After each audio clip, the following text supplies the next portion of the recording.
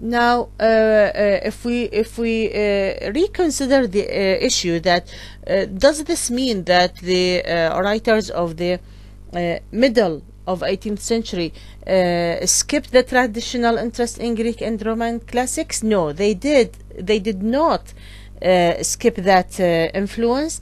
This interest did not disappear, but it started to be accompanied with a new spirit as well. What is that new spirit? The influence of sentimentalism stemming from the religious shared compassion shifted the interest from reason, from rationality, to emotions, and stressed on the on an emotional approach in writing. They did not. Now I mean, the writers of this period also reserved their interest in the Greek and Roman classics, but they inject their works with some sentimental aspect, which we have already discussed, that it has stemmed from the religious or shared religious compassion. Okay, so now the interest shifted from pure reason to reason and emotions, to a stressed approach on to stressing an emotional approach in writing poetry and literature. And although those this new spirit of using or articulating emotions in the poet's work, yet they kept their precise polished couplet. You remember that the form is very important for the neoclassical poets, and the intellectual tone is also important, but they didn't give up these 2 points, but they added the emotional aspect. The new spirit started to creep from the static and didactic tendencies. The instructional, the teaching tendencies of the neoclassical started to have a new spirit of discussing feelings, or feeling man's individualism. That man should be should also be discussed in reference to his individualism and to his liberty and the freedom. Sentimentalism brought the cult of sensibility. Now, sentimentalism, which was discussed in the neoclassical poetry, in the late neoclassical poetry, now added another cult, another, let's say, tradition of sensibility. What do we mean by sensibility? It means that we become aware of and responsive toward feelings and emotions. And the greatest representative English writer representative of sensibility is Thomas Gray. He believed that there is nobility of all mankind, and this nobility might have been prevented by man's circumstances to show itself to the surface. So he believes that each man has his own individuality, his own virtues and nobility. It is not only for the rich people who are characterized with this nobility. Okay, but sometimes our circumstances prevent us from showing this nobility and these virtues on the surface, and we are overlooked. We are not seen by others who are considered as famous or important in our society. Now, Gray, who is Gray? He was a very slow. How did Gray write? He was a very slow writer because he was always striving for perfection. And this is part of his neoclassical attitude, that neoclassical poets were striving for perfection in their form, in using elevated language. And when he wrote his elegy written in a country churchyard, it cost him about 7 years to finish. Because of his self-critical attitude, he used to revise his work more than once and change it more than once until it becomes, in his eyes, it becomes perfect. Though his literary output is rendered the less among his great contemporaries, although his work was very little, yet his works are accounted of the finest works written in the English language. Now we will talk about the elegy, his elegy written in a country churchyard. He wrote this poem in 1742. He was inspired by thoughts that he got after the death of one of his friends, the poet Richard West. So he started writing it in 1742, which means about 9 to 10 years before, 7 to 8 years before it was published. And the first version of the poem was titled Stanzas Wrote in a Country Churchyard, not elegy. The second version, which had the title of Elegy Written in a Country Churchyard, was published after many revisions, and he restrained the first 18 stanzas of this poem, of the first version, and then the last 4 stanzas were rejected and replaced by new stanzas. This is his self-critical attitude. The final version of the poem was completed in 1750, and it was published in 1751. Now we have to know what is an elegy. An elegy in Greek means to lament, to mourn. It is a solemn and formal lyric poem about death. It may mourn a particular person or reflect on a serious and tragic theme, like the passing of youth or losing beauty. So it is either mourning a particular person, or it represents a discussion of a serious or tragic theme, like losing our beauty, losing our youth, and all these things, or maybe losing justice, losing heroism, and like these issues. By mourning a person, when we mourn a person, the poem is going to elevate him and make him public. Now, is this the purpose of Thomas Gray in writing this elegy? We have to know, why did he choose the elegy form in presenting his poem? The literary form, or what are the features that are very important about the elegy that makes him choose the elegy form, the elegy genre, instead of choosing any other genre in showing his poetry, in writing his poetry? The form of elegy renders itself to contemplation and reflection. This is the main point, that Gray chose the elegy form in order to show his contemplation, his overthinking about some issue. Gray's intention was not to elevate a certain person. He was not intended to make his his friend, the poet, the dying poet, public, or he honors him in this elegy.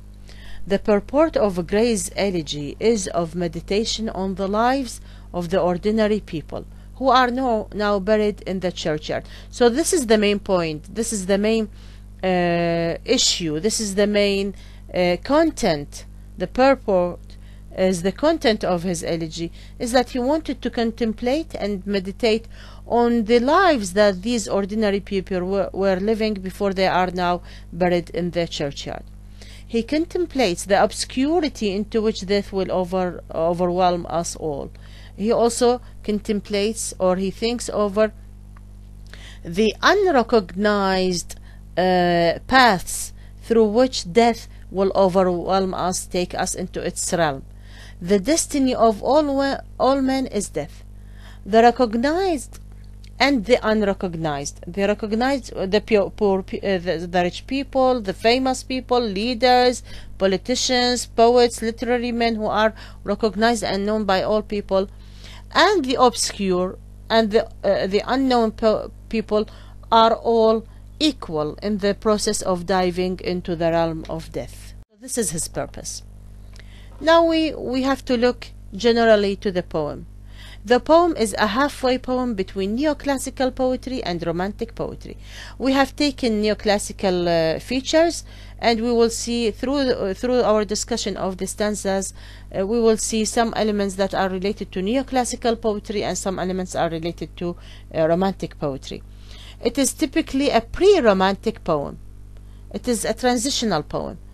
Gray was much interested in the history of English poetry, showing himself as a good example of the way where imagination and the scholarship reinforce each other.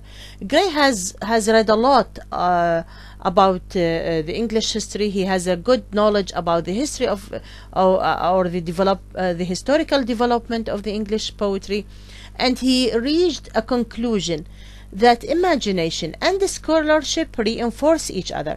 We cannot make poetry great or remarkable by using only imagination or by using only scholarship and knowledge. We have to make a blend between these two elements in order to get great poetry, because they reinforce each other. He tended to shift the poetic taste and widen the literary horizon beyond the boundaries of Augustan assurance. Ladies, Gray was intended to do what?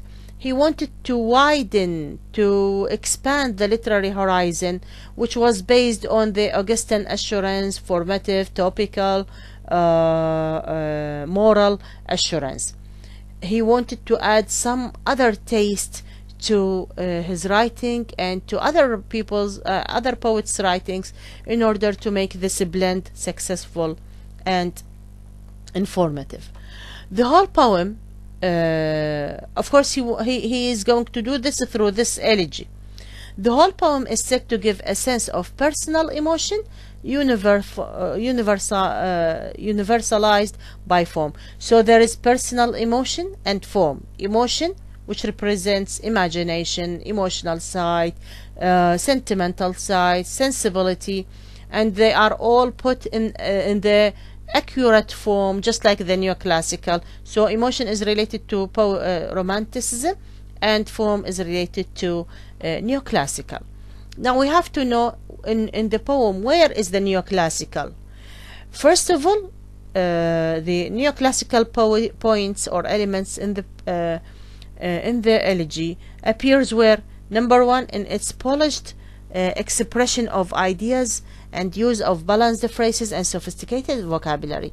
We know, ladies, we have already known that neoclassical school emphasizes the use of accurate vocabulary, formed language and elevated language, and we will see this in the elegy. So it reserves this neoclassical element. Also, it keeps the other element, which is the elevated language, confirming thus the neoclassical poetic diction. So it emphasizes vocabulary, sophisticated vocabulary, balanced phrases, and a good expression of ideas.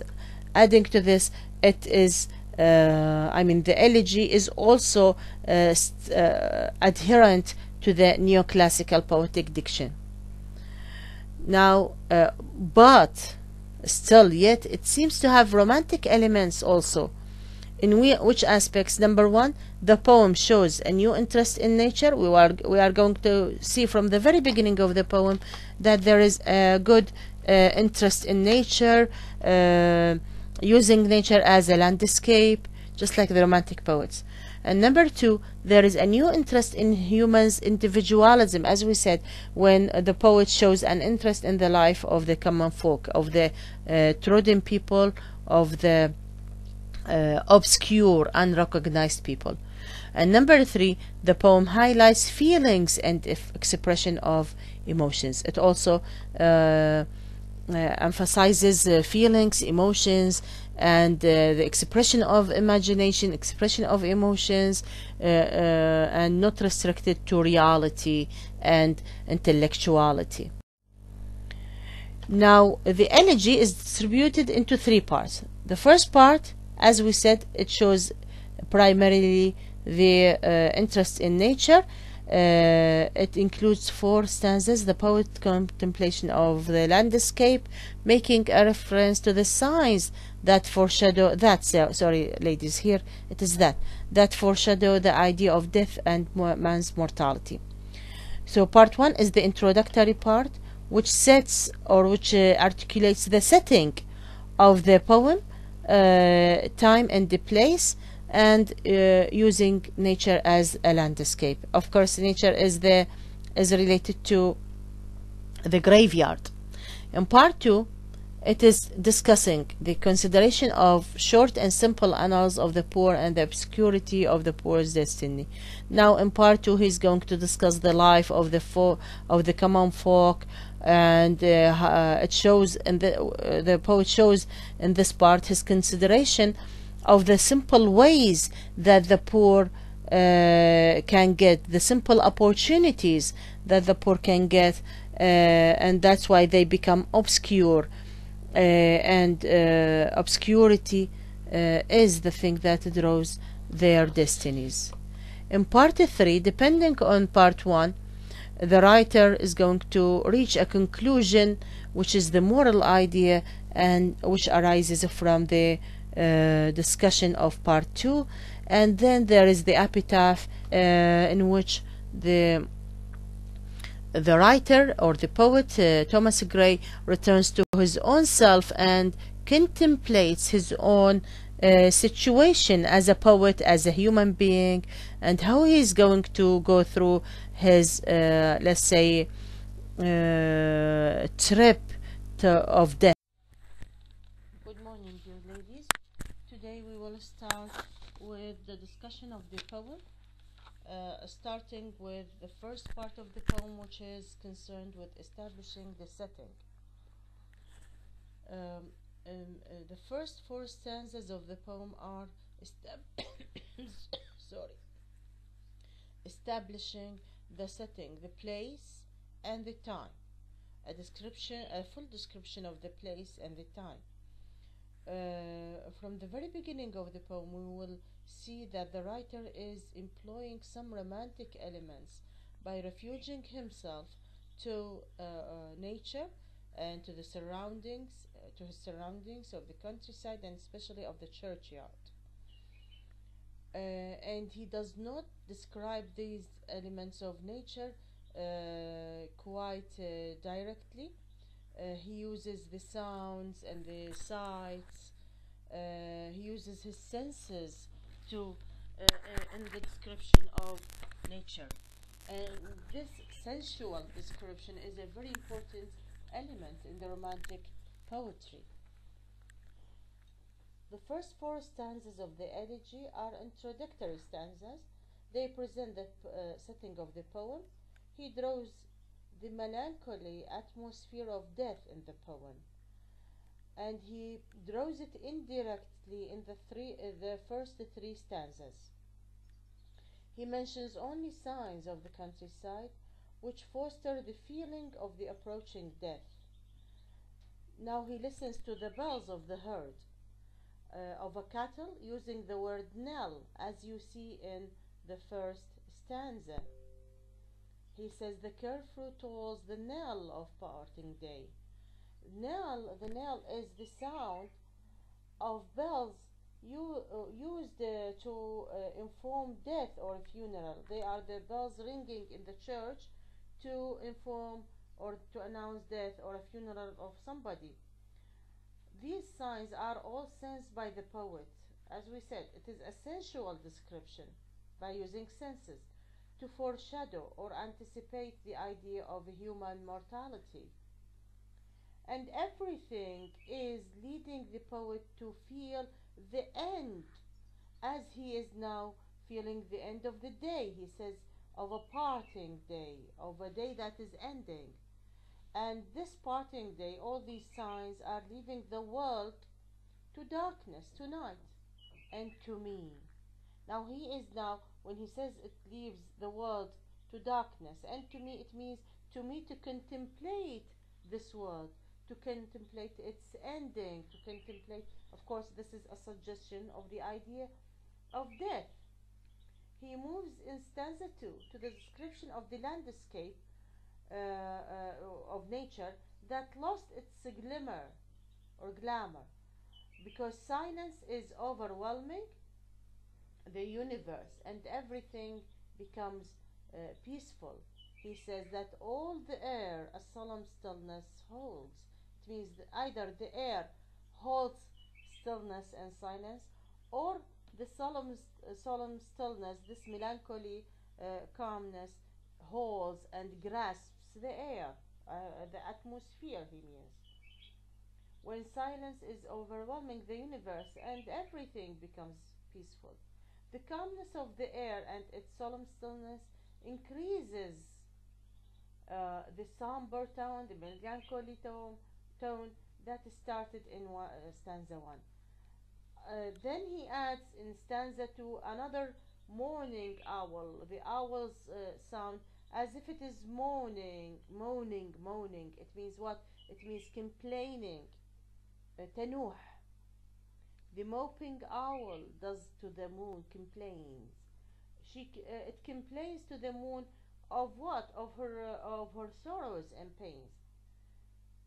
In all of these three stanzas, the poet does not refer to death in a direct way. But in the fourth stanza, now he is going to tell the reader that this is the graveyard. He draws the reader's attention to the graves in the country churchyard. Two contrasting images of death are presented. One is the image of the heaps of earth surrounding the grave, beneath the rugged elms that yew tree shade, where heaves the turf in many a mouldering heap.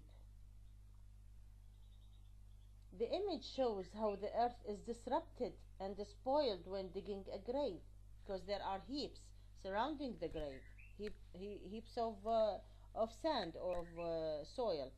The other image of the cruel forefathers who are buried beneath this disrupted earth while they are seemingly resting in. Although the forefathers are sleeping, yet they are not sleeping.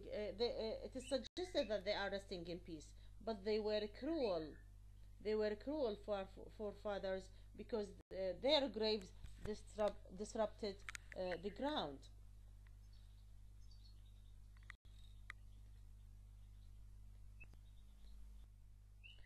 It is important to sum it up, ladies. It is very important to know that the first four stanzas are establishing the setting of the elegy.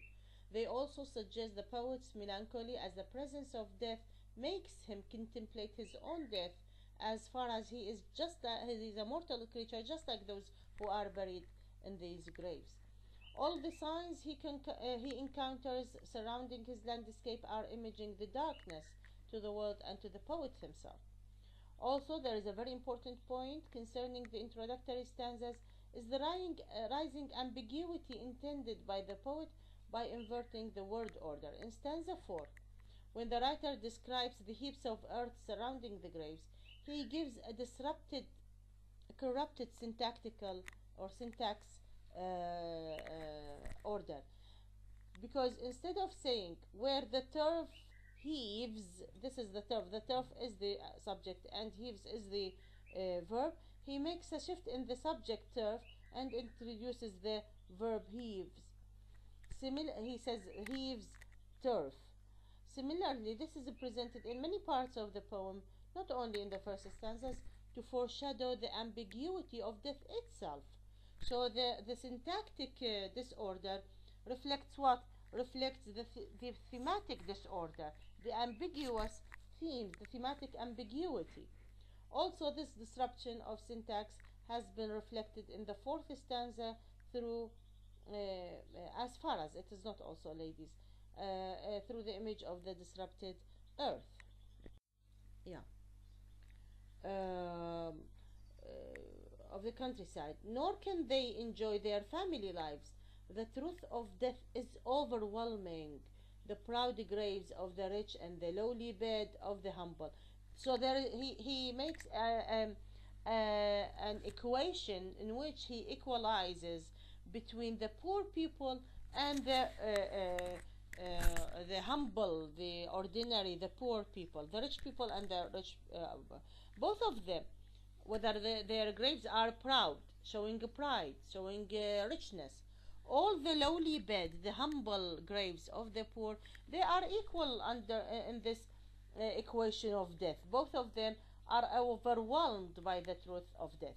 In stanza 7, where the speaker describes plowing and agriculture, he tends to be closer to the romantic elements as he associates man with nature, reconsidering nature as a cause for man's happiness as he has lost in death. That he has lost in death. Ladies, here he makes what? He says, of the harvest to their sickle yield, their furrow oft the stubborn glebe has broke. How jocund did they drive their team afield, how bowed the woods beneath their sturdy stroke. Now, these works that the farmers used to do, the plowmen, the farmers, working in the harvesting the seeds they grow, working on the field, all these experiences are very joyful experiences to them. Although these experiences are happy, but they are now overwhelmed by death that deprive them of enjoying these experiences.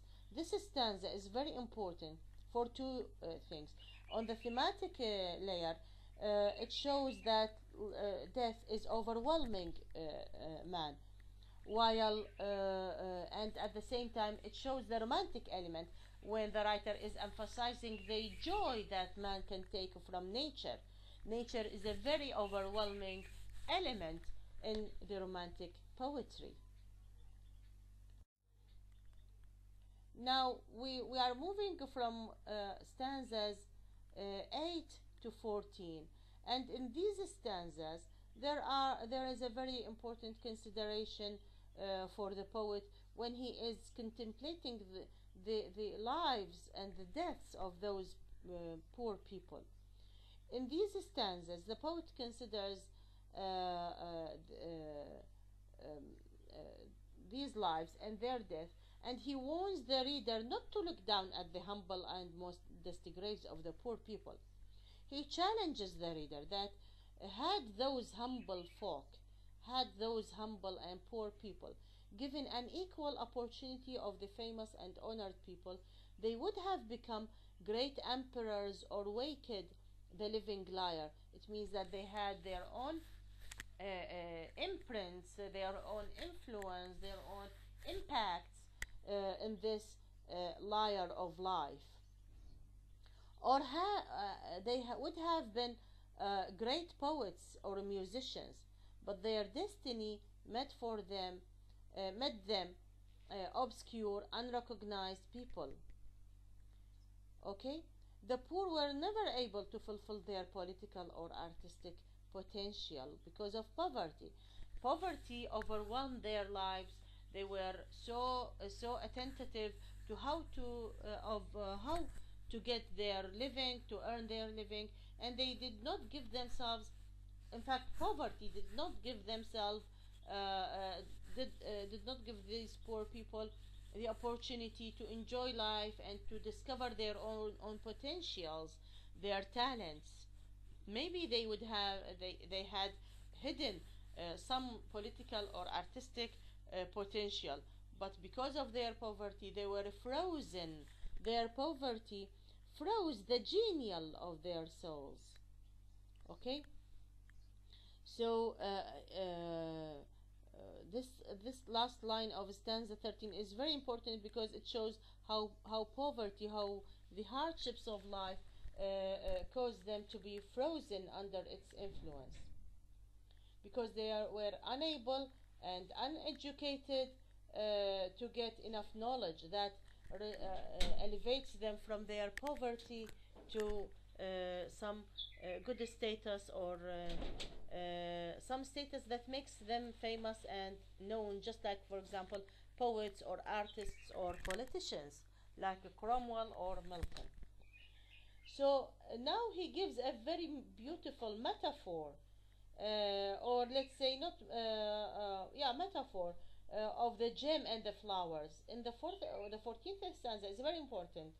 Let's read it. He says, full many a gem of purest ray serene, the dark unfathomed caves of ocean bear, full many a flower of full many a flower is born to blush unseen and waste its sweetness on the desert air. Now he compares the talents, the buried, the frozen genials of the poor souls, the frozen talents, the unseen potentials and talents of these poor people to two objects: the gem, the jewel, which is unseen because it is buried under, it is drowning in the depth of the oceans, and and unseen. The ocean only knows of their presence, of this gem's presence, and the flowers which is grown in the desert. So precious stones and precious flowers, when they are unseen and unknown, they will seem as useless because they are not discovered yet. No one takes no one knows about their sweetness, so they are just like a waste. He says, and waste is its sweetness on the desert air. So like gems hidden deep under the ocean, and like desert flowers, they have perished, they have been perished without notice.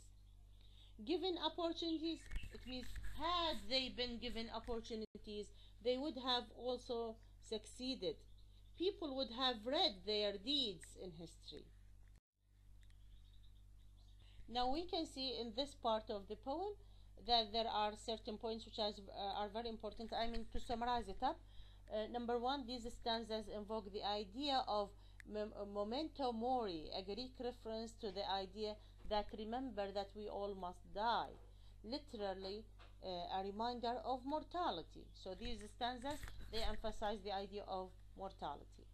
Number two, the speaker here is using personification when he characterizes death as a man who cannot be flattered by the rich to change his mind. In one of the lines, he says that this death is inevitable, and it is a truth, the truth that overwhelms both the poor and the rich. And the rich cannot flatter him and give him riches or gifts in order to change his mind and not take their lives. So here there is a personification of death. Number three, there are the metaphors of the gem and the flower, as we have already discussed. Thomas Gray compares the obscure, the unrecognized talents of the poor to the pure gems hidden in the ocean, or a flower blooming in desert. Both are wasted for being unrecognized and unseen. Ladies, here we are going to end this part of the recording, and we will continue the recording starting from the stanzas 15 and 16.